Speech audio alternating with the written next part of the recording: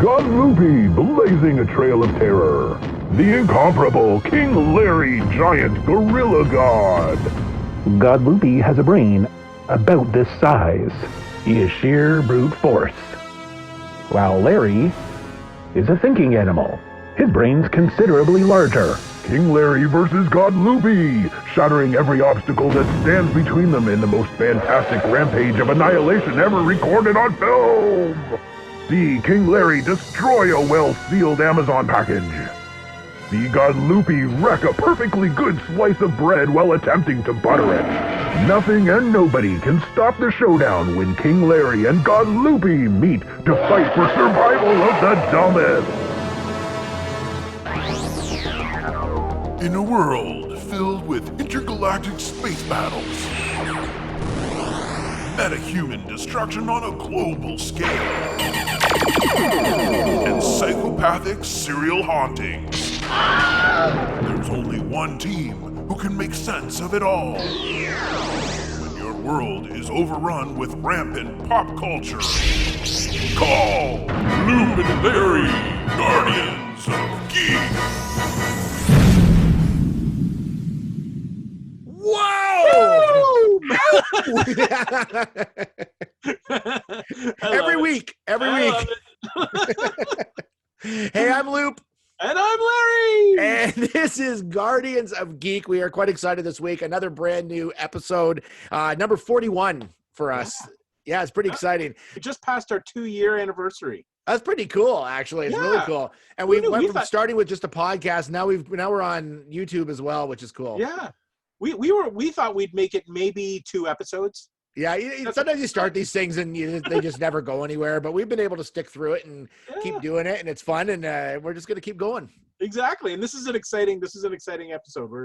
You're gonna really enjoy this one. Yeah, we got a lot packed into this one. So we're doing our usual off the top, just talking about some trending stuff. We got our pop 5, and then we're gonna go into the pop capacitor, and we're gonna be talking about King Kong versus Godzilla today. So it's gonna be cool, and not the new one. I wish we saw the new one, but it's not the new one yet. Maybe we get a sneak preview. No, that one's actually Godzilla versus Kong. We are talking about King Kong versus Godzilla. That's right. Yeah. So let's just kick things off. The thing that everybody's talking about right now, and we've been talking about this before, is WandaVision. That show is heating up. Heating up. It's going places that I don't understand. But I love it. I'm so intrigued. I think this is great. So you're the big Marvel guy in the Loop and Larry duo here. So what is your take on how they're handling this? I think it's really cool. And I think I love about this whole, I don't know if this is just the new trend for this decade or the last, the 2000s, but the way they've been able to weave characters from all the different shows, and they're all like, they can bring them all back, you know what I mean? Which is, I think, is a really cool thing. And so they're in like multiple movies. Now they're in shows. And I love that continuity. I'm going to dare to say, before I get kind of breaking this down, I think I like this better than The Mandalorian. Maybe because I'm more of a comic fan, maybe first. I do love Star Wars as well, but I'm loving this. Like, I don't know what it is about it. Maybe it's because I haven't seen a Marvel property or piece of material in such a long time. But oh man, this is like the best. I love it. I love it. So anyways, for the first few episodes, some people complained, not everybody, a lot of people liked it, but said that it was weird because it was just like an old TV show redone. But now it's making sense. The last couple episodes have answered a lot of our questions that we originally had off the top. So now we know the town's in a bubble, being controlled by. We should say spoiler alert in case for whatever reason you have not yet watched episode 5. I was talking about the bubbles in the tub. It's been a few days, so hopefully I'm assuming if you're watching the show, you've seen this by now. It was last week. It was. So she's controlling this town basically, but is she under control and she doesn't know it? That's what I'm thinking is happening. Yeah. So, because there's things that she doesn't, like there's a part in it where she says, I'm not controlling the people in this town. Like they're doing their thing. I'm not controlling every single person, which says to me that somebody is, and it's not her, but she's someone's putting thoughts into her head is what I think is happening.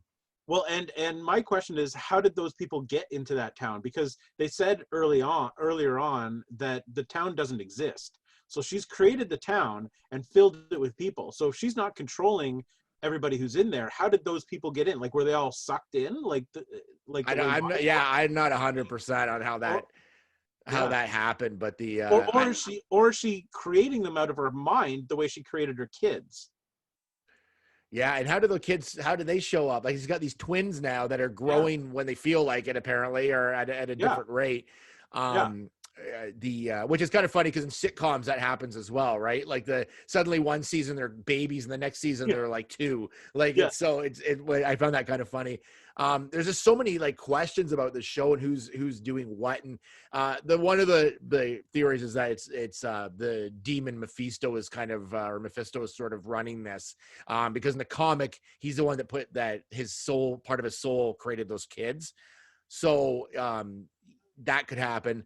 The 2 boys are going to end up going to be in the Young Avengers for sure, like Wiccan and Speed. There's no way I don't think they've built that up already. I think on the way. I think that this show is a way to introduce the Young Avengers, probably. Like, so we'll probably see a movie cycle with. And they've already got all the young superheroes already being introduced here and there, so that's definitely going to happen, especially with all the shows as well. But it's so she's broadcasting somehow on this frequency, the show that's in her head that's being created within this, which I love. I think that's the coolest thing. But then at the end of the last episode, there's a knock at the door. And you see the back of Quicksilver's head, and you're like, "Oh, it's the Quicksilver from the movies, from the MCU movies." No, it's the ones from it's Evan Peters from the X-Men movies. Yes, that blew my mind. I was like, "What?" Yeah, and they just made a comment in there about, she's recasting the Darcy, characters. Like I just thought that was the funniest thing. Is that they even pointed out that he's not the Quicksilver from the MCU. He's like somebody else. So but that's the question. Is he the Quicksilver from the X-Men universe, or has he literally been recast? And one other theory is that this is opening up a multiverse. So it's going to actually connect the X-Men universe. Eventually, yeah. I think he's been, because I feel like the Quicksilver in the MCU is dead. So there's no way she could pull him in. And this is the other theory I heard, but the first theory is that it's a multiverse, and this Quicksilver was pulled from the multiverse. The other theory I had read, which makes sense, is that her and Vision's starting to figure out now that she's controlling things, that this is not the real world. They start fighting. All of a sudden, there's this major distraction that was suddenly sent in at the last second, and it's him, which would totally break things up, right? So it kind of resets them back to where they were. So I think he was sent as a distraction from the multiverse, pulled from somewhere. And of course, once you're in this world, you're being mind controlled, so you don't realize that you're part of this, right? So it's so cool. When he showed up, I was like, what is going on? This is so cool. So it'll be interesting if this opens up the mutant in Marvel and the X-Men, and like kind of a door opening to the X-Men universe. How many of the X-Men that like are people that played the X-Men in the Fox universe will actually end up playing them in this universe as well? Yeah, I have no idea. Like, this is literally, like, I think that was a massive game changer for the MCU. Like, I think that one moment, either it was or it wasn't. Like, either it is like you said, like it's opening a multiverse and we're bringing in all these other characters, or it's like a red herring and they just decided to cast Evan Peters to throw people off because he did play it, but in this particular universe he's not Quicksilver. He's been recast. Who knows? I think it's supposed to be the same one from a multiverse, but as far as the rest of the X-Men go, I don't think we're going to see them still for quite a while. We may see 1 or 2 pop up here and there in future movies, but I think they have a long-term plan for them. And there's so much, they probably have a long-term plan for everything else because they have the Eternals and all those coming up. So to introduce too many of the X-Men right now might take it off their like trajectory that they're on right now. But it was such a cool swerve because she had teased that there was a possible cameo of a Luke Skywalker level in this show. Coming up. And so I'm like, well, who would that be? And then one of the theories was it was Magneto from the X-Men movies, but this blew me away as much as that would have. Like, It was so And cool. this totally made sense. Like this Yeah. this makes sense. Like you know, because was there a Scarlet Witch in the Evan Peters in the X-Men? No. And I that was the can't thing. remember. Yeah. Quicksilver and Scarlet Witch were on the Avengers, and they're also mutants, so they're a part of the X-Men universe. So they were like, I think there was just a handful of characters that were shared between Fox. That like Fox could use any of those characters, or Marvel could use any of those characters. They didn't own them exclusively, so Right. that's why they were in both. Like they were in both series. Okay, but Scarlet Witch was not in the X-Men. She could have been used in the X-Men for sure. She could have, but Oh, okay. they didn't use her for like. I mean, it didn't really make sense because she was never on the X-Men. Right. But she was Magneto's daughter. Like, okay. so they could have, but Quicksilver like was an X-Men at one point, and it made more sense to have him in it. So Right, and it totally makes sense to have him show up now when Yeah. she needs her brother. I mean, her brother was her, you know, her, Yeah. her life, and you know when he was killed during Ultron. And it's funny because they keep referencing Ultron like through this series so far. Ultron's name has come up a few times, yeah. There's a lot of also Hydra snaps references and all sorts of references like that. So yeah, I don't know what they're going for. The other thing I found interesting was that when Monica Rambeau got on the phone, she goes, "Oh, I know someone that might be able to help us with this." And she dialed somebody, and I'm like, "Who is that? Yeah. Like, who's that going to be?" Like, so it's obviously someone I think that we would know, but it's like it's so exciting. Like, it's like I wouldn't surprise me too if Doctor Strange shows up in this, because this is supposed to lead into his movie, so that would not surprise me in the least. At some point, he shows up. I so. feel like before the end of it. How many episodes of this are there? Are there 8 or 9? I believe there's 8 or 9, and we've done 5. So Yeah. I think that there's still at least 3 or 4 more. Okay. Yeah, I feel like Doctor Strange, because they've said it leads right into the next movie. So I would assume he's going to be there at some point. Yeah, I mean, it would not surprise me if he shows up at the end, like the very end of it, and then that would lead into his movie. But whoo, so much going on. I can't wait. I can't wait to like week to week. All I'm thinking about all week now is this show. Like it's like one of my favorite shows, just because I think it's just fresh new Marvel material, and which we've been waiting for like over a year for sure. And it's great cliffhanger last week, and it's just I can't wait to see where this goes. Well, and it's funny because you're right. Like we have had a steady diet of Marvel movies every year since 2008. Yep, at least 2 or 3 a year. Yeah, every year. And so last year there was 0. Like all of a sudden it just stopped. There wasn't anything. So to finally get something again, like for me, like I'm more of a DC guy, but I love the Marvel movies and I like all this stuff. Yeah. This show has excited me so much about Marvel that we've started to rewatch all the movies. So we've watched the first 10. We just finished Ultron last week because we wanted to finish Ultron before like while this was still happening, just to catch up. So, and I think we have 10 left or something like that. Yeah, there's like over 20, I think. They're 22, I think. So and it's been awesome. Like it's been so cool to rewatch all of the movies, like because we watch 2 a week. We watch like Friday night, Saturday night, and it's been awesome. So they're doing a great job of building up the hype again. That's awesome. Yeah. I just finished watching 10 WrestleManias at about 4 hours a piece. That was a lot of WrestleMania. Because of WandaVision? No, I decided this year I was going to watch the first 10 WrestleManias because I know how long they are, and there's no way I'm going to make it through almost 40. So I'm going to watch 10. I made it through 10. I made it through the first 10. That's good. That's one resolution off the list, Larry. I'm telling you, that's the way to do it. It's only early February. Good job. That's true. Golden Globes just happened. Yes. Nominations.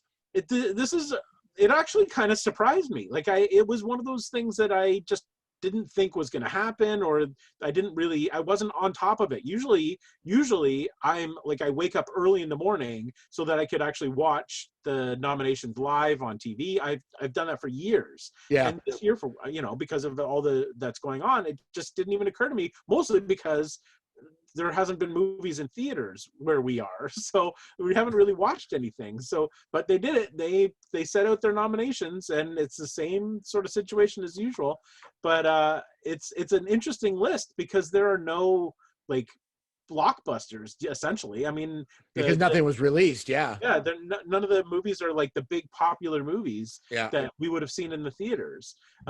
So I mean, most of them are, you know, available on streaming services like Netflix or Apple TV Plus or Prime or whatever. So which is kind of nice because you've got access to them, so Yep. we can actually watch a lot of them. But it's going to be an interesting thing. So I mean, some of the standouts, I mean, obviously there's the Golden Globes is both TV and movies, so there's Yep.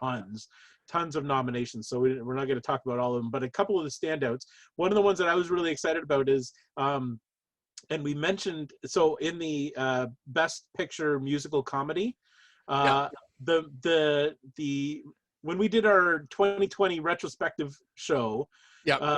the movie that stood out as the hit for me was Palm Springs, Yep. and it's now been nominated for best movie comedy or musical. So I wasn't alone thinking that Palm Springs was one of the best movies. I just watched Palm Springs after that episode. I ended up watching it, Yeah. and I loved it. I thought it was very clever. It was funny. It was a great movie. Like I really super enjoyed it. Like Yeah. I was so excited to see that it made the list. I was like, yeah, that's awesome. and Andy Samberg is nominated for Yes. actor for in a musical or comedy as well. Yep. And Golden Globes have been nice to him because he won for Brooklyn Nine-Nine. Remember, Right. he won a Golden Globe for that. I Yeah. remember he was nominated. I'm like, oh, that's kind of weird. And then he ended up winning it. And I was like, what? Yeah.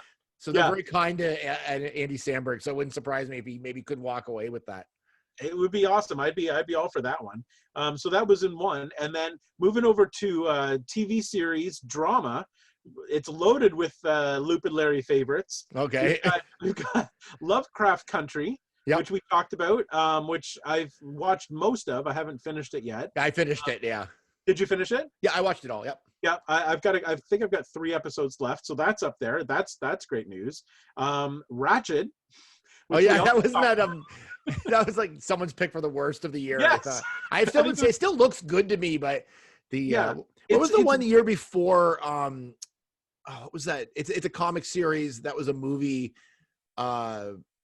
with Rorschach or whatever. What's that? the Watchmen. Oh Yeah, yeah, because Yeah. remember I think it was Greg the year Yeah. before said he hated it, and I watched it last year and I loved it. I thought it was amazing. and Like, it was nominated for Golden Globes and it won some awards too. no, I really enjoyed it, but maybe I don't know enough mythology to make it so I wouldn't like it. But I thought it was great. But anyways, just Yeah, but disputing everybody else's picks. That's all we're doing, you know. It's like, I just found it really funny that Ratchet was there after we had talked about, some people really did not like it. And, you may know this better. Or you go on, and then I'll ask a question. well, and then of course Mandalorian. Yes, of course that's got. I'm glad it was in there because you never know, right? If it's gonna make it in or not. It made the cut, so I was pretty pleased about that. What do you think? Do you find you've been watching the Golden Globes for a long time. Do you find the choices from the international press a little different? Like, Yes. like their choices seem a little oddball sometimes. Well, they do. So the Golden Globes, in case you're not aware, are voted on by the Hollywood Foreign Press, which is comprised of 90 people. So it's a really small group of people who vote on this thing, and they're the foreign press. So they're not American. I mean, they're not. Yeah. So I always find that there is a bit of a slant towards like shows that feature European countries or settings or actors who are not American potentially, or that are a bit quirkier. Yeah, they like the quirky for sure.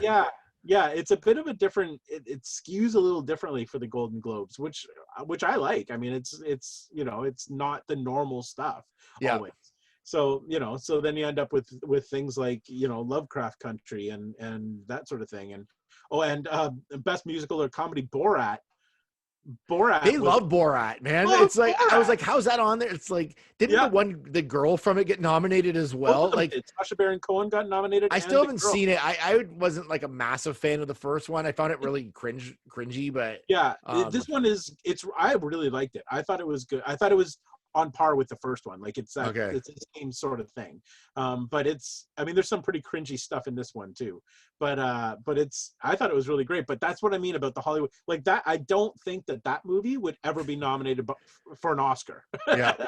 but it would be for Hollywood Foreign Press. That's So, hilarious. it's stuff like that I find really interesting. But so that was pretty cool. Now, I don't know about for the Golden Globes. I didn't see it, but I noticed for Critics' Choice that Tenet got some nominations in the Critics' Choice Awards, but didn't get any Golden Globe nominations. No, I don't think it made it into the Golden Globes. I at least I didn't see it. I looked through. It would have been in drama, and it's not. Yeah. So I don't know that it actually got.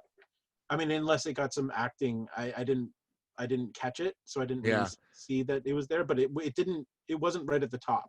Yeah, it just surprised me because I know it's up for a lot of technical awards at the Critics' Choice, which makes sense. Yeah. I was just surprised it wasn't like at least looked at. Like it was one of the bigger movies that was released this year. Now I know you weren't a huge fan of it, but it was like technically it was cool. Yeah, well, it was, and it's odd for a Christopher Nolan movie not to be given nominations. Like, you know what I mean? Like, Dunkirk, I believe was, and in Inception, and those, like, it was odd that it wasn't right up there. Yeah, maybe it was just too confusing.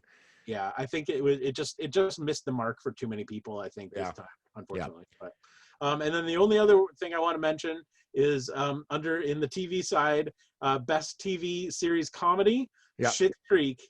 Right, that's awesome. Yeah, that was cool. I don't know. I feel like they've gotten their due. I don't know if they'll win any Golden Globes, but it had 5 Golden Globe nominations, and there's only one other show that got more, and the name I can't remember what it is now, but it got 6. So the number one show, the most nominated TV comedy show, got 6 nominations. Schitt's Creek got 5. So I mean, the chances of, and it was like all the actors like Eugene Levy and Catherine O'Hara and Annie Murphy, Dan Levy. They're like, all of those people are nominated, and then best. I just think it's great that it's still getting nominations. I think I'm just so excited. I would love to see them like finish out their run. And of course, those Canadians were like, okay, I think we've got enough. We don't need any more than what we've got. I think we're doing all right. Like, we're sorry. sorry for winning awards, guys. Sorry. Take up your time. Yeah, sorry. But anyway, I had to point that out because that made me so excited that they're not, because I don't know if they've been nominated before for Golden Globe. I feel like I don't think they have. I think this was the year where they just started getting tons of nominations this year. So yeah, it's after their massive Emmy win. I feel like they might do all right in the Golden Globe. I've read that like people think that they're getting more of their nominations for like the whole show, like the series, rather than than just a single season. So yes, I think good luck to them. I hope they win. Like, I'd love to see that. I'll be rooting for them. Well, I'm rooting for the Pop 5 because it's coming up next. Yeah. What's hot? We'll tell you what's hot. It's the Loop and Larry Pop 5. All right, here's the Pop 5, and these are the top things that we're taking a look at. We see they're trending, and we're just going to jump on them. And Larry, what's coming up? Okay, starting at number 5 this week, Buck Rogers is back in is new. It's the talk of the town again. We haven't heard. Say that enough anymore. No one says that anymore. It's the talk of the town. Yeah. Yeah, well, they are, and that's about the era that this is from, so it fits. Yeah, that is true. Yeah, Buck Rogers. Yeah, we haven't heard that name in ages and ages. So the last time we saw Buck Rogers was when Gil Gerard played him in the 1981 TV show. That's the last time we've had a Buck Rogers. By the way, that's also on my list of shows to watch this year. Well, this is the time to watch it. Yeah, well, I'm going to watch it now for sure. So the Legendary Pictures, I guess, has picked it up and has decided that they're going to run with it. Not only that, but George Clooney is now attached to be the executive producer and star. That's so cool. It's going to be George. Oh, and by the way, it's a TV show. It's not a movie. Oh, it's a TV show. Okay, it's cool. Another TV show. But yeah, so George Clooney. I mean, there's he holds a lot of weight, right? Yeah. So when George Clooney is attached, he's a somebody. That George Clooney. He's a somebody. Yeah. So for him to play Buck Rogers, I think that would be. I'm really excited about that. I loved Buck Rogers. Yeah, it was great. I love that show, and I own the movie and the show and everything. I hope that the new show has Tweaky. That's the only thing I'm hoping is that little tweet. It was like, $8 bucks. And then he had that the Mr. clock or Dr. Theopolis yeah that on it, like that round, like just robot thing that hung around his neck. It's like a big pendant you wear around your neck. Yeah, it's just weird. But anyway, so that is coming up. So what they're planning, they're actually planning a Buck Rogers universe. So if this TV show pans out and does well, they're going to spin it off into a movie, and then if that does well, they're spinning that off into an anime series. Oh wow. Yeah, a Buck Rogers anime series. Who's the guy that was in the second season? It was like Hawk. Yes. Like, yeah. Hawk, yeah. Who like had that feather headdress. Yeah, the feather hedge thing. Yes. It's awesome. I love it. He better get a show. I hope he gets a show. So that's coming. There's no date on that, so we're not sure when it's happening, but apparently it's in development, and the Clooney is attached. I know the Clooney. The Cloon. If the Cloon's on it, then I'm watching. All right, number 4 on our list, Cloverfield, another name we haven't heard in a little while. Oh yeah, is getting another sequel, which is, for me, is pretty exciting. I love the Cloverfield universe. I think it's so neat. I've seen Cloverfield. Yeah. And I saw 10 Cloverfield Lane. Is that the one with John Goodman? Yeah. That was a cool movie, by the way. That was like, I like the whole concept of that. Did we know it was part of Cloverfield when that came out? I guess we did. No, we did only because it was called 10 Cloverfield Lane. Right. There was like, it didn't. So the problem with that movie is that it's not a sequel. Like it's in the universe. It's in the Cloverfield universe because of aliens and invasion and stuff, but it didn't really have anything to do with the first movie. Right. So the only real, like if it had been called anything other than 10 Cloverfield Lane, if it was like 10 Main Street, it probably would have been a completely different, like it wouldn't have had anything to do with it. So we only know that it's part of it because, well, J.J. Abrams produced, I believe, and it's 10 Cloverfield Lane. Because I feel like at the time when that came out, it was supposed to be like a big like twist that it was part of it or something. I can't remember the whole hype behind it, but it wasn't that obvious. Okay. But it was a great movie, and but it is part of the universe. That was in 2016, and then 2018. A Netflix released Cloverfield, the Cloverfield Paradox. See, this is a movie I totally forgot about. Like I never saw it, and I totally forgot that movie existed. See, I really liked it. As soon as I saw that it was a Clover, and this was the weird thing. So it got no publicity at all. Yeah. It was the very first time anybody heard of it was Super Bowl Sunday of 2018. There was, like, as part of the big hype trailers and things, there was a trailer for it during the Super Bowl, and everybody's like, what is this? And then it ended with the Cloverfield Paradox, and I remember watching it going, what is this? And the movie aired the very next day. Okay. So it was an advertisement during the Super Bowl on the Sunday. The movie aired on the Monday. So there was like no lead up. It was total surprise, and fans got it right away. It was awesome. So I watched it right away. I thought it was great. It's totally different. It takes place entirely in space. So it's a totally different take. It's more like Alien. Okay. And again, it doesn't. You kind of watch it and you're like, I'm not 100% sure how this relates. So what the thought is now with the new movie is that so J.J. Abrams is producing, and they're thinking it might be the movie that ties the first 3 together. So and they've confirmed that it's not found footage. So because the first Cloverfield was like, it was the found footage. Yeah, I remember. I was like felt queasy when I walked out of the first one. I remember that. So this one is not. This is just a regular standard movie.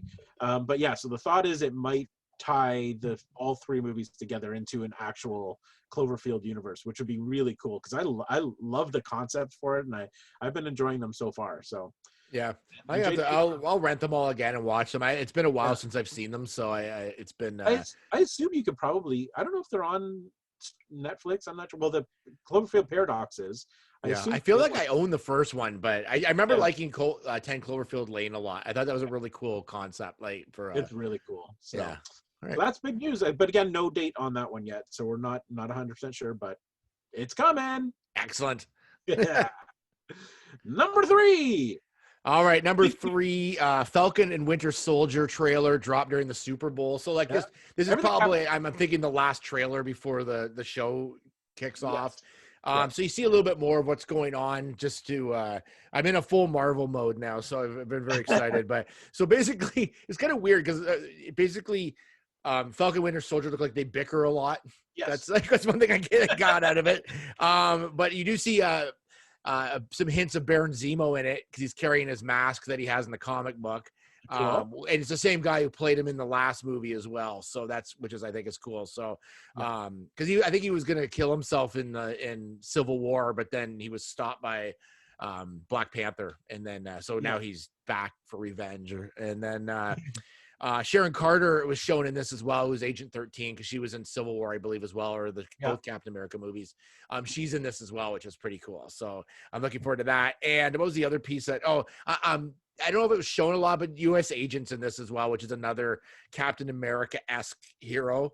He's almost like like an opposite to Captain America almost. He's not really evil, but he's like a bit of an asshole, and he's like he's just a little different, right? So all right. Interesting. Yeah, he was kind of a bit of a nemesis. He's like a hero, but like I'd almost call him an anti-hero. Like he's just like That's he's a the good kind word for it. Yeah, he's just the kind of person that like you don't really want to be leading you. So but he's on the good side. He is in the comics, but he started out as a bad guy. So we'll see where they put him in this one. But he's a little odd. So but anyways, he's in this, so that's kind of cool as well. But so it showed a little bit. It showed enough for me to know this one's going to be a little more epic than whereas WandaVision's a little bit more creative, but this one's going to be more, I think, more like a straightforward sort of action movie TV show. So that's what it looks amazing. Like the special effects look really cool. It looks like a Marvel movie. Yeah, like, it totally does. It looks like what I mean. Like you're right. WandaVision didn't feel like Marvel because it's so different and so weird. But this one feels like you're going back to that like Civil War kind of Winter Soldier feel for the movies, which is pretty awesome. WandaVision to me feels like a story that you would see in an actual comic book. Like that would be like a story, but they've brought it to life in this, which is really cool. So I'm looking forward. It's gonna be really, really cool. March 19th for that one. Yeah. So it'll only be. I mean, there'll be like a couple of weeks between WandaVision and that. Oh yeah. and then that one will run, and then pretty much Loki starts up, doesn't it? I think so, somewhere in there, yeah. Yeah, so it's going to be nonstop. Nonstop. Speaking of nonstop, number two this week.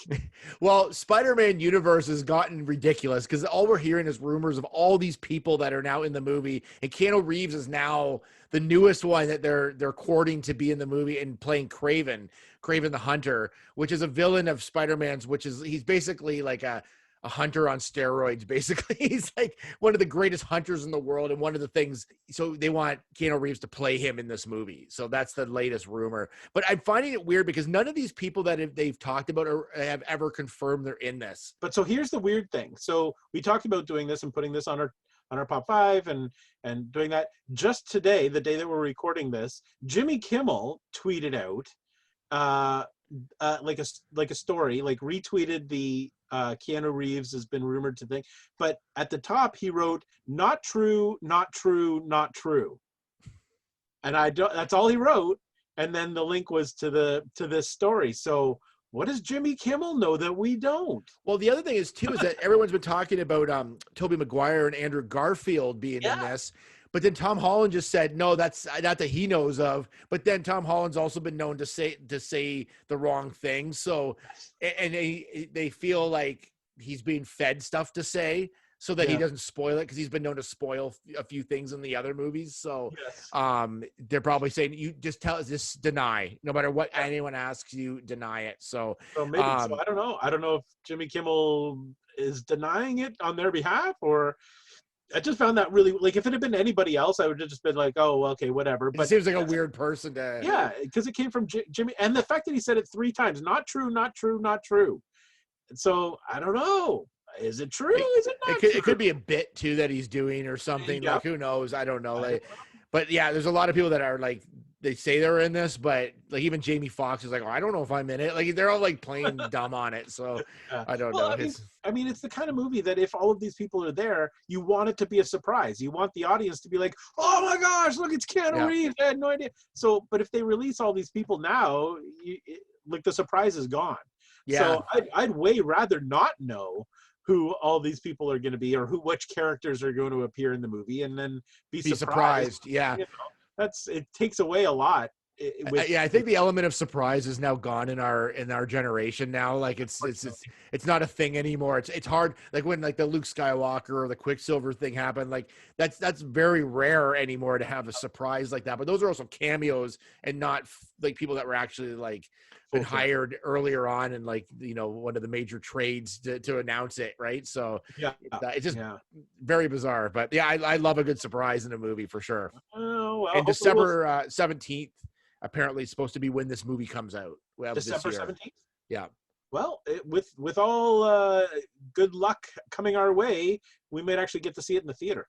Yeah, hopefully. We hope. Yeah, that's the hope anyway. All right. And speaking of things coming to theaters or not theaters, our number one pop 5 for this week just came out today, February 9th, when we're recording this. The Justice League, Zack Snyder's Justice League, which has been the talk of the town for the last. Well, it's his talk of the town. I don't know if it's everybody's talk of the town, but he just released a full image of the Joker, of his version of the Joker, that has now been added back to Justice League. So Justice League, his version, the Zack Snyder cut of Justice League, which is a 4-hour long super cut of the movie, is debuting on HBO Max on March 18th. So it's coming up soon. Yeah. But anyway, so it's 4 hours long, so he's done a lot. And apparently he said, this is his quote, I will say that it was always my intention to bring back the Joker is the only thing I thought of in retrospect, but I will say that it was always my intention to bring Joker into that world. So obviously he sort of maybe thought about it during the original cut, but not really. I'm not sure, but he's definitely back now. And apparently the other information that's come out about this is that Jared Leto is obviously playing Joker, but he's not playing it the way he played it in Suicide Squad. He's much darker. Yeah. And apparently he wears a bulletproof vest that's covered in like beat up old police badges from all the police and law enforcement officials that he's killed. So they're called his trophies. So he's much darker and more violent, and he's not like super slick the way he was in that, which is good. I'm a big fan of the Joker. I love, like, for me, because I'm a DC fan, I love the Joker, and I like him in a lot of different incarnations. That was the one that I didn't really buy into, because I thought he was too slick and too like high class, and he's not. He's like dark and grimy, and so I feel like, you know, this is going to be an interesting thing. We'll throw up here a shot of the of the Joker so you can see him, but he really looks messed up. Well, I'm seeing different people talking about like what they think of him as the Joker, and it's kind of like mixed. But one I saw one thing that was interesting. It said someone has like, it's like Joker fatigue, they call it. It's like there's too much Joker. Like people have had enough of the Joker right now. Like it's because he had the whole movie, and it just seems like the Joker's always got to be a villain whenever a DC does a movie, and it's and it's true, because it's weird because there are so many DC villains. Yeah. Like, but they always go back to that one. Like, you know, why not introduce, you know, Killer Croc or Poison Ivy? I mean, Poison Ivy was in the early, like, the George Clooney movies, but you know, I mean, there's Marvel has a ton of characters, and they keep going to different characters, so you're introduced to new characters all the time. But DC seems to be stuck with this core group of characters. Yeah, and they don't. I nothing against DC. I just don't know if DC has the depth of character that Marvel has. Like Probably not the same. I No, don't not know. the- I don't know. I don't know if that's true. Like I know they do have a lot, but they have like their classic DC people, and then like They have. they've I mean, got, they like, have. Through their comics, they have a ton. Like there was a comic series just called Batman and Robin, and it was relatively new, like in the last 10 years kind of thing, and every issue was a different villain. Yeah. Like Pink, they have a villain called Pink Flamingo who's super cool. So DC does have a massive like roster of villains, like a lot of them. Yeah. But and some pretty famous ones, if you know the DC universe, that just are never seen on film. Like they Yeah. don't, and they could be translated to film. When they did the Gotham TV show, there were a lot of different ones there. I'll restate what I said. They do have a good. When you say it, they do have a good like group of villains. I think it's more the heroes for me that I find is sort of like they've got their core sort of Justice League, and then after that it's sort of like there's not a lot of other ones that I really know beyond those. Like whereas I think Marvel has a lot of ones that have their own series, like a Moon Knight or someone that people may know. Like it's so I don't know.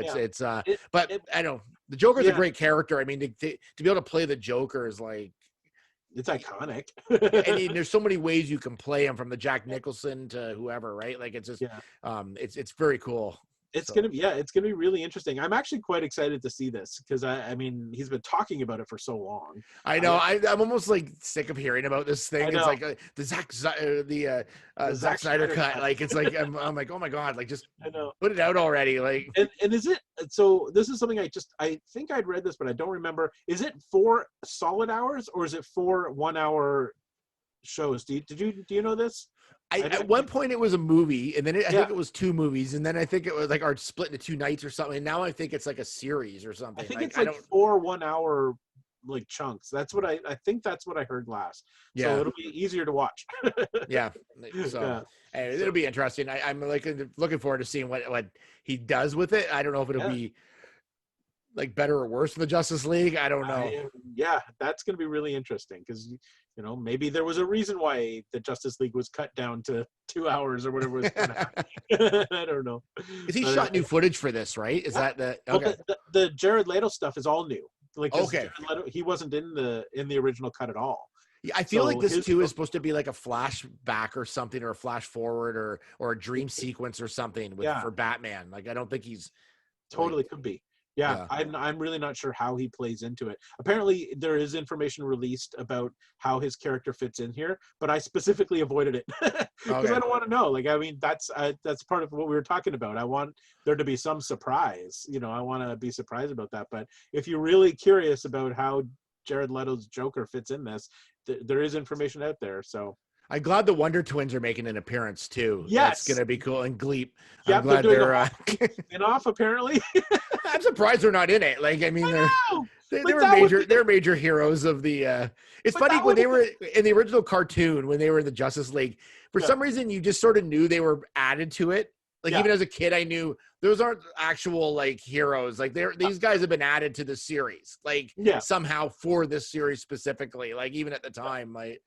Because no one wants to turn into like a bucket of frozen water or whatever. Like nobody. I know, but wouldn't that be a fun movie? Like that would be a fun like movie as a comedy. Would be the like, Wonder Twins. It'd be like because when they did Shazam, when DC did Shazam, that was a fun movie. Like it wasn't dark. I mean, there were some dark elements to it, but it was more of a comedy, that movie. Yeah. So they could do that. Like DC could be playing up more of their lighter side, and I think a Wonder Twins movie would be awesome. Wonder Twins as a comedy would be funny. Yeah. Like I think that would actually be quite good. So yeah, I think we should start a petition. Yeah, let's do it. Wonder Twins. So far we've got Yaddle. Yeah. And we've got Wonder Twins now as our 2 like possibles for this year. So that's all we need. Let's push it. All right, that's enough talk about the current stuff. Let's go back in time. Yeah, let's do it. Let's do the pop capacitor.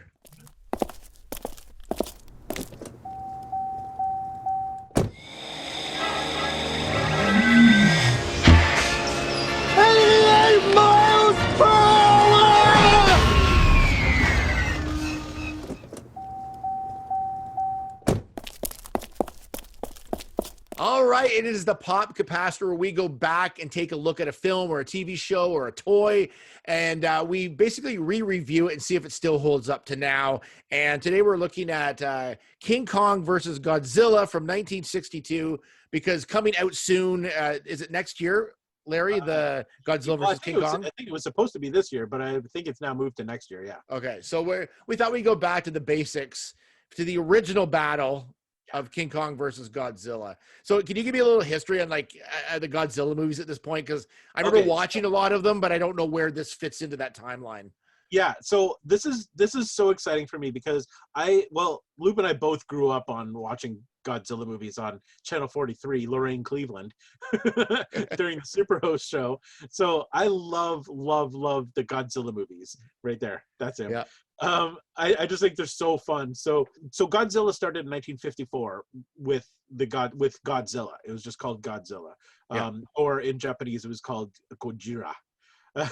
But so that was actually a serious movie, and it started because they were only 9 years away from World War II ending, and so they made this movie as a metaphor for the dangers of atomic warfare. Okay. Because an atomic bomb went off like it did in Hiroshima, so they made this movie about the effects of atomic culture, and it created this monster that destroyed the world, or destroyed Tokyo. So that's what that one was, and that was 64. And then I think it was 1956, 2 years later, it was Godzilla Raids Again. And it was another Godzilla movie, but it was pretty cheaply made and quickly made. Oh, it might have only been 1 year later, 1955 maybe. It was cheaply made, and it was kind of classic Godzilla. Those two movies were in black and white. And then came in 1962 King Kong versus Godzilla. This is only the third Godzilla movie. Oh, really? I thought there'd been like all those other ones with Mothra and like all those. This was the first sort of, and so this is the first time Godzilla or King Kong had been in a movie in color and in widescreen. That's wow. Something to note. But yeah, so this was 62. So there was 6 or 7 years between those first two movies and then this one. And they decided to do this. Apparently, originally it was going to be Godzilla versus Frankenstein. I don't know how they would have worked that. How would they have done that? I have no idea. But Marion C. Cooper, who directed the original King Kong movie in 1933. So this is only like 30 years after the original King Kong movie. Yeah. He hated this. Like, he hated the concept, he hated the idea of it. And then when he actually saw it, he like literally lost his mind, because King Kong was his. And the idea of putting a human in a rubber suit to play King Kong was like the worst possible sin you could ever commit. And so he actually actively tried to get this film like pulled and stopped. Oh, really? Okay. Yeah. So there was a big controversy. But one of the other funny things about this is that they somehow got the rights to King Kong, like the name, but they weren't allowed to use the same image.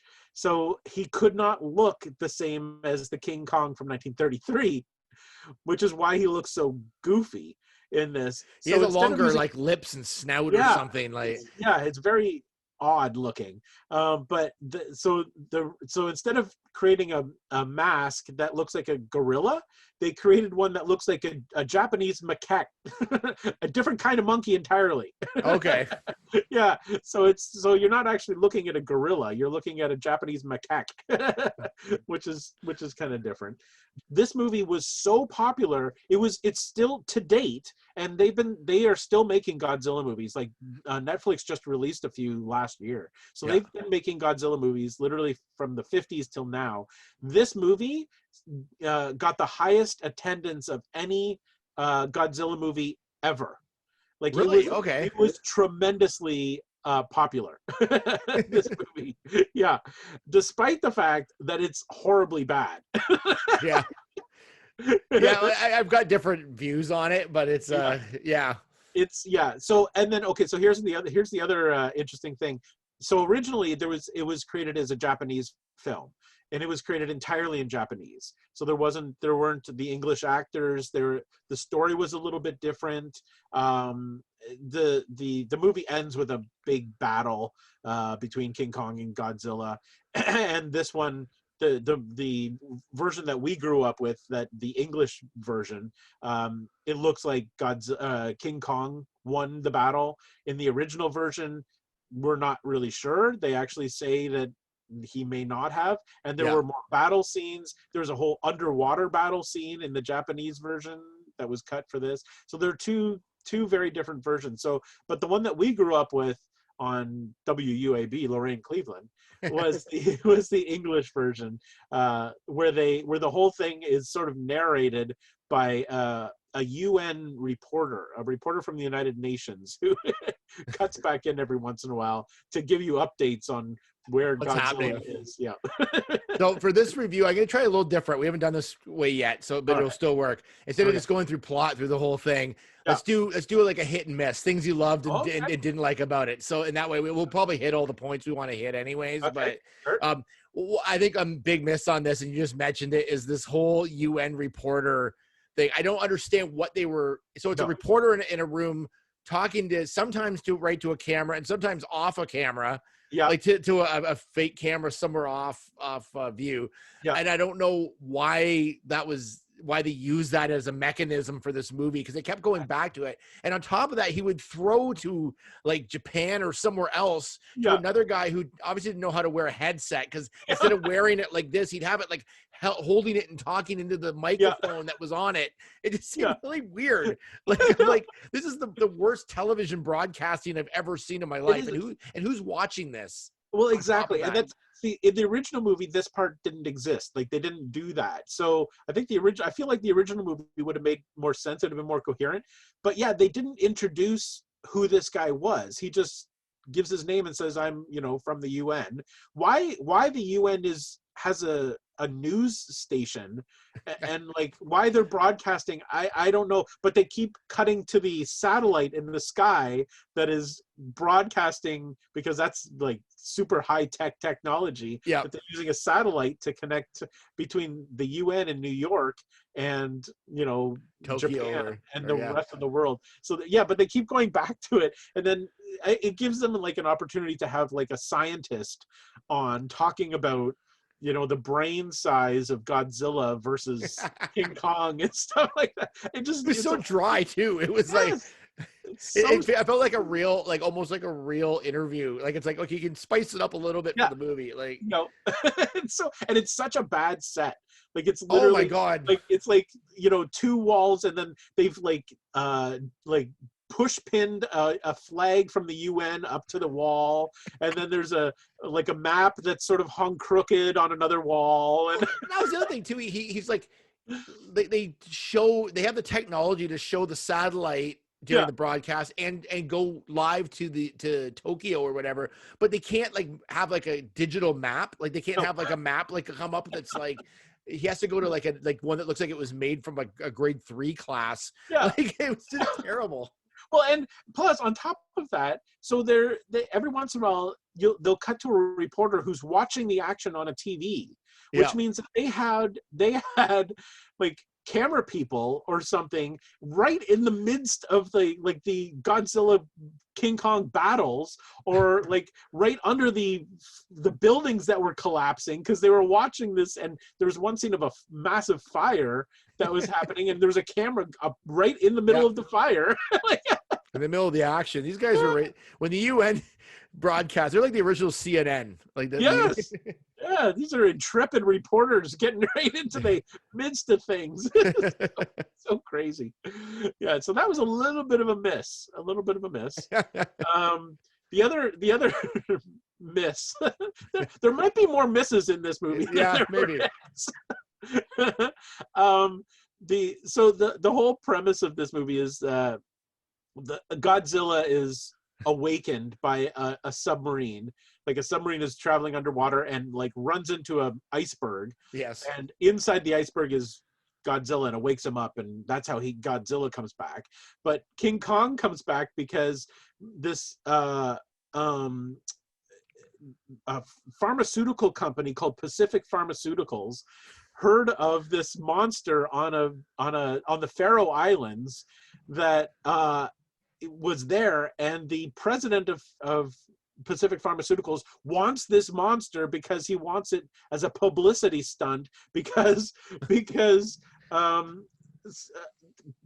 the pharmaceutical company is boring, essentially. Yeah. Something to There wasn't a spice whole up lot the- of explanation on that. No. So, but anyway, that's how the Godzilla shows up. But the problem is the guy who's the president of the pharmaceutical company is such a bad actor. Oh, He's terrible. so over the top and goofy, and just like facial expressions that nobody makes when they're surprised, or like it's just so like "Wah!" it's just so bad. But it turns into this comedy routine every time he's on screen. Oh, I know. It's just goofy as anything. Like, Yeah, it's ridiculous. He's so funny. So one of the main characters is just but yeah, he's just not the great actor. My other favorite part too is when Godzilla wakes up. So they're in the submarine, Yeah. and they do a dive.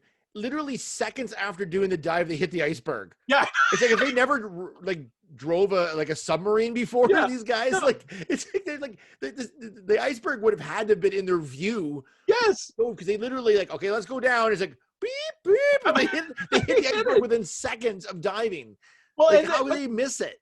Well, but they couldn't have missed it because they were talking about it. They were looking at it through their periscope because it was glowing, because Godzilla was inside it. So they were like, "What is this glowing thing? Let's go down for a closer look." Boom! Like, wow! And then on top, so that happened, and then of course the submarine is like on fire. So their reaction to that is abandon ship. Yeah. They were like, we got, where are you going to go? You're in a submarine. Like in the Arctic waters or whatever. You can't really abandon the ship. And there aren't maybe there are lifeboats on submarines. I don't know, but that seemed really weird to me. The thing that I love most about this movie is just how really it is so bad. It's so fun to watch because it's just so over the top. Oh yeah. So when the pharmaceutical company gets to the Faroe Islands and finds this King Kong, they've got a team of like two normal like reasonable employees who are there to help capture it. And then they have this guide who's from the Faroe Islands, who, I'm not even kidding, is like literally the Japanese Don Knotts. I was gonna say Gilligan. He reminded me of Gilligan. He's like Mr. Furley from Three's Company. He looks like him. He acts like him. He's just so like zany. Out of place. He's zany. It's like everybody has to have some comedy relief, like in every scene. So he's just so badly. He's such a bad actor. But the bad acting sort of like follows through most of this movie. Like there's a part where one of the guys, I can't remember where he was, like one of those two guys, they think he might be dead, and so they call the girlfriend, and she goes, and she just like basically kind of nonchalantly is like, "Oh well, hopefully he survived." Like it's like they don't like. It's like she didn't even care. Like it was like the reaction was just so weird. I'm like, wouldn't she be upset that he's missing? Like it's like, oh, hopefully he survived. You know, we don't know.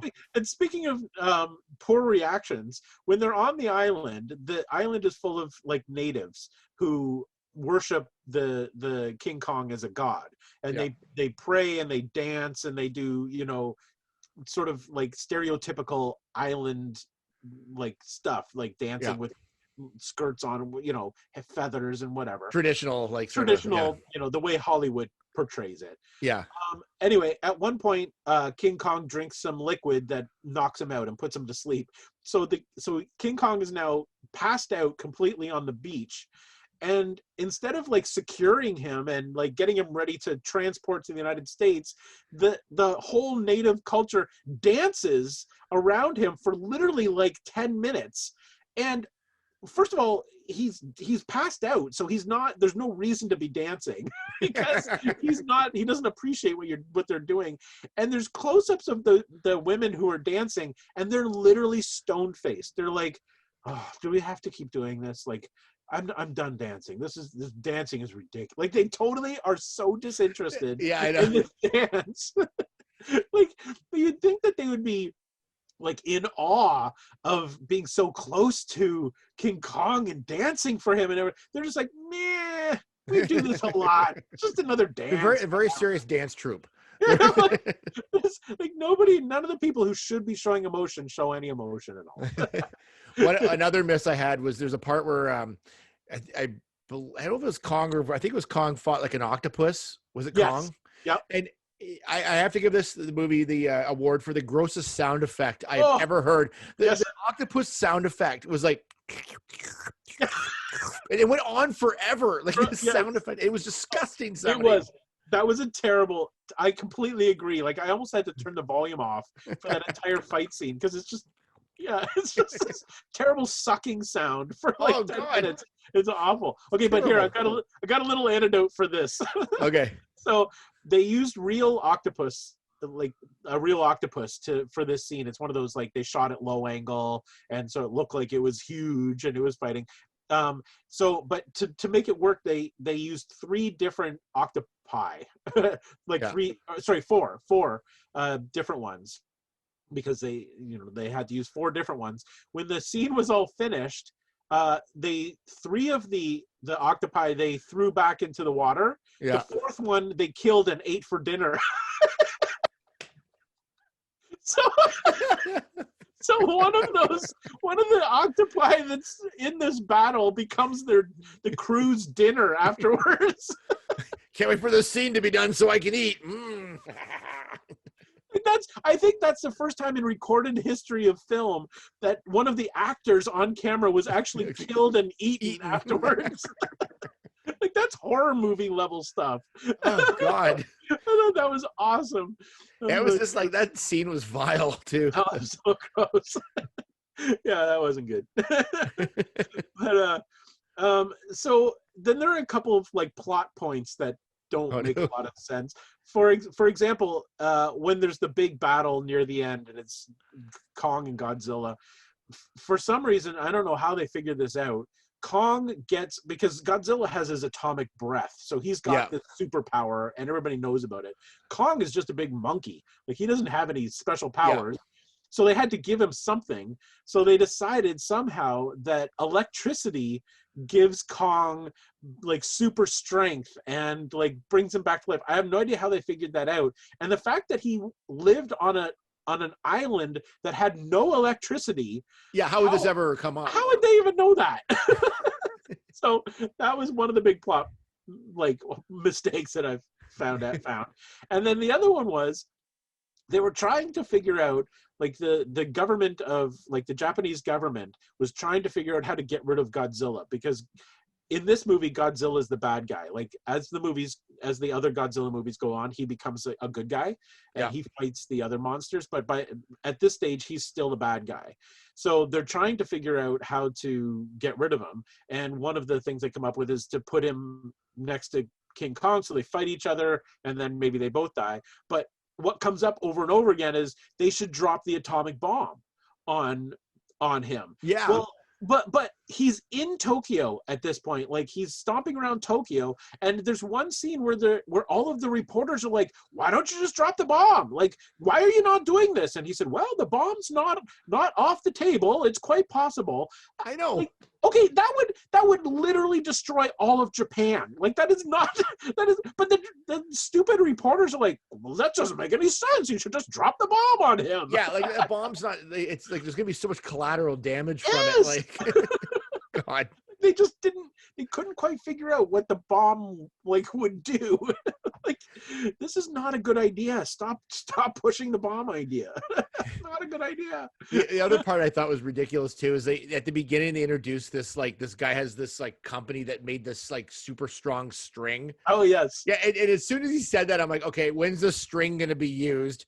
Yeah. And of course, there's one part where they tie Kong to like balloons and float him. It's so ridiculous. Wait, I've got to. Okay, you talk a little bit about that. I've got a background here. I can here it is. So they tie Kong to these balloons and they float him in. There he is. If you're looking,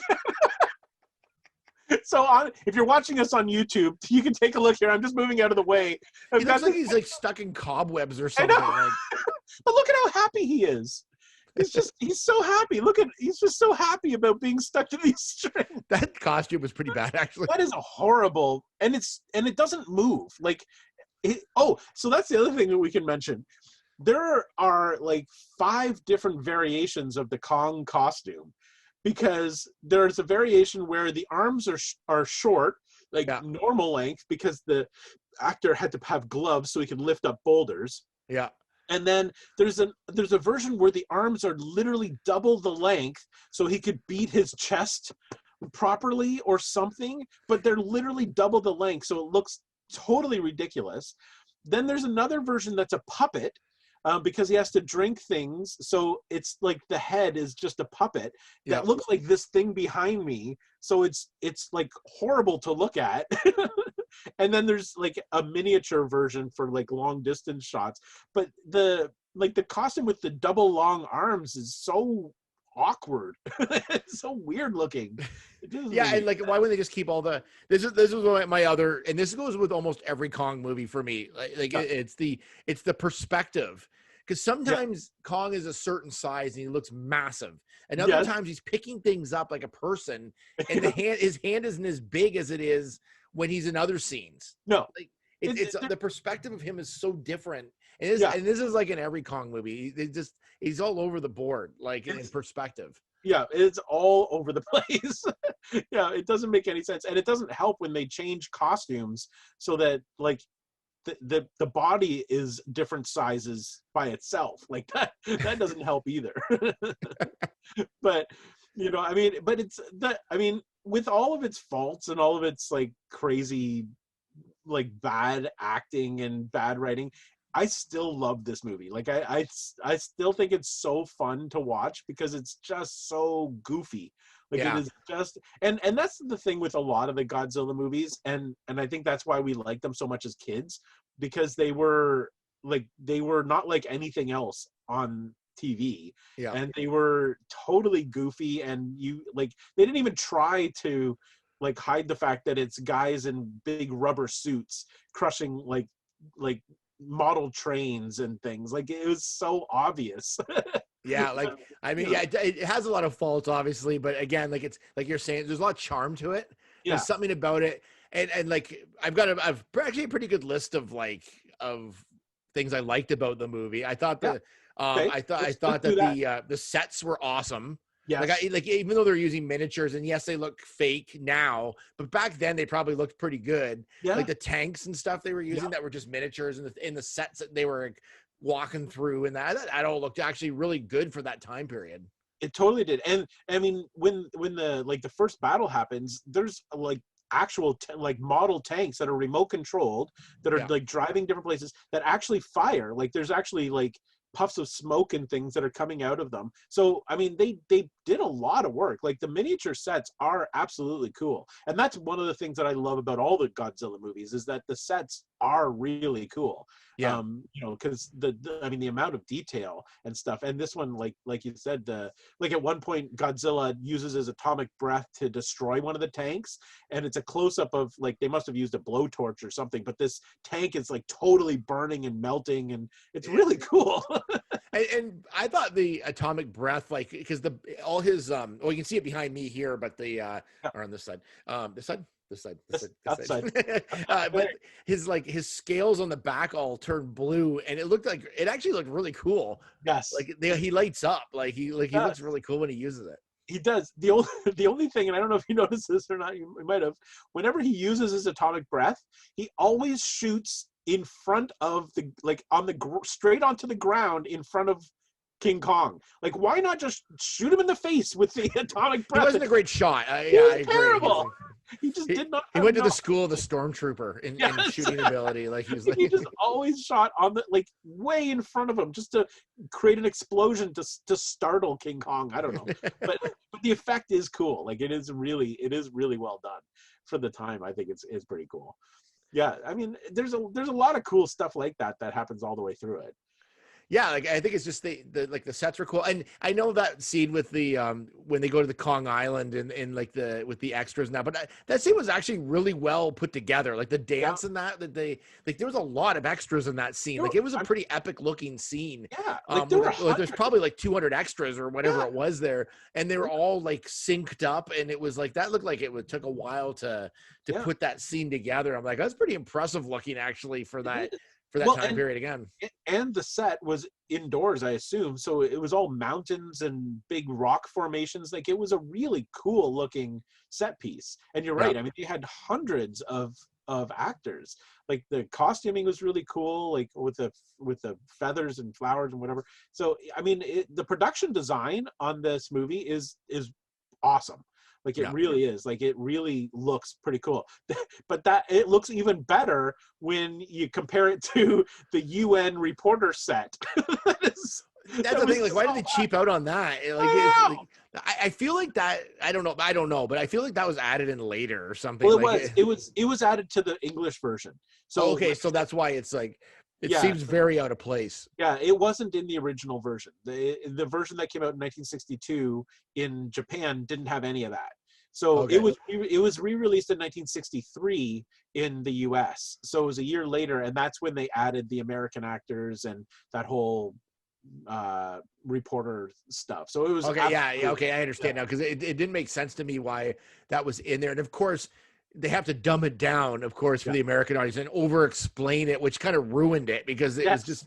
Because it kept cutting back to these boring scenes. Like they put a little effort into it, guys. Like that was like terrible. Because the rest of the movie was actually not bad. Like I mean, it was as goofy as it was and such. But I thought it was pretty good. Now I actually really want to watch the original Japanese version because I feel like the action would be better. Because like I said, there was an actual underwater fight scene at one point, that was cut, which would have been pretty cool to see. And they cut that out of the American version, so I've never seen it. But I know it's out there. I think Criterion actually has released the Japanese version.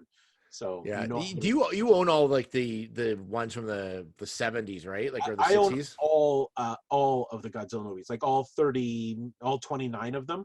Oh wow! Like literally every movie from 1954 to Shin Godzilla, which was 2017.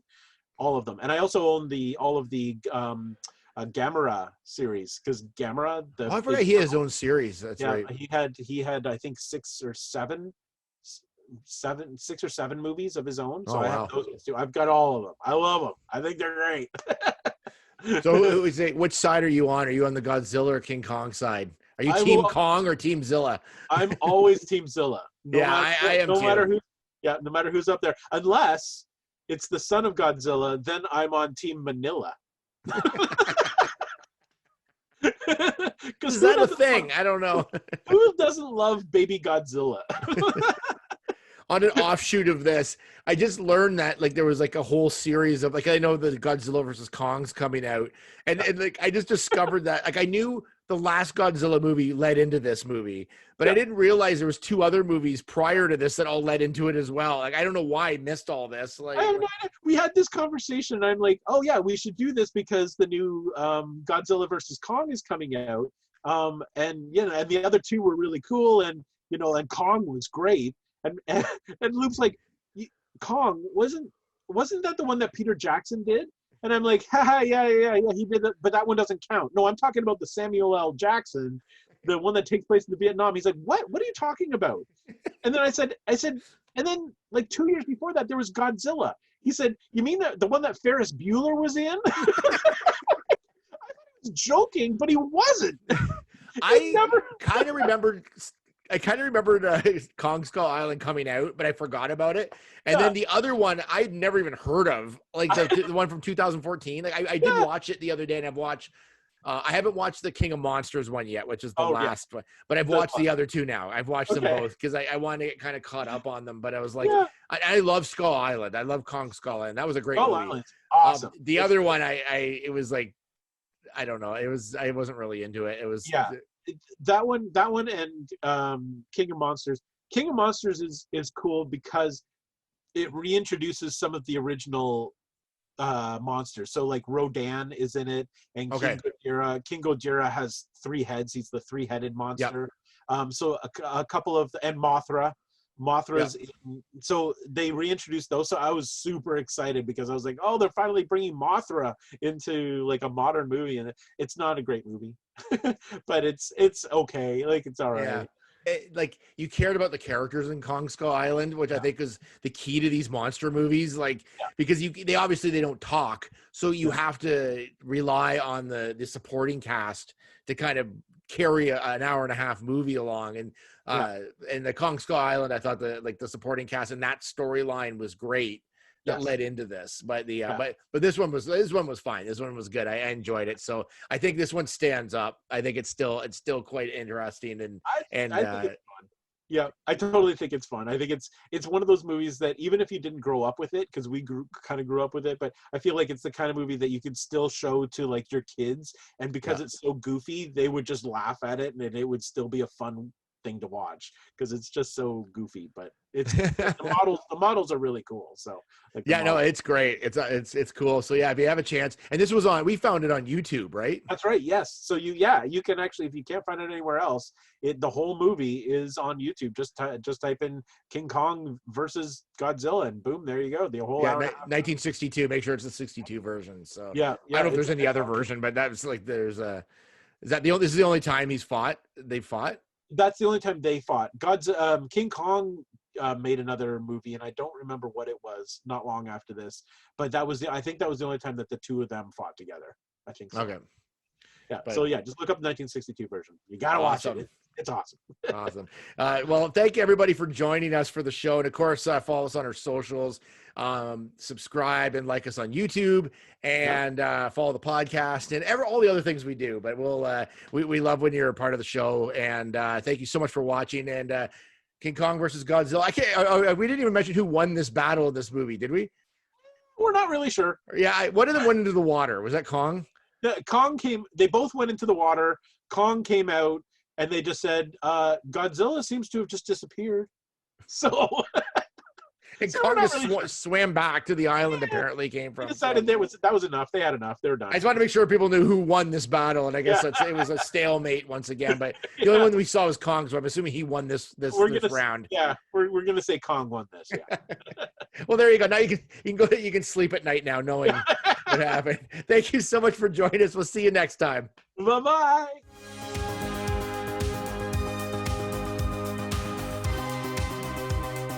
Produced by Matthew C. Loop and Lawrence Simner. A Loop and Larry production. Bueller. He likes it. Hey, Mikey. Bueller. Bad news. Fog is getting thicker. And Leon's getting larger. Inconceivable. Brian's right. It's an elf. Wax on. Does Barry Manilow know that you raid his wardrobe? Oh, Captain, my Captain. Life moves pretty fast. You don't stop and look around once in a while, you could miss it. Wax off.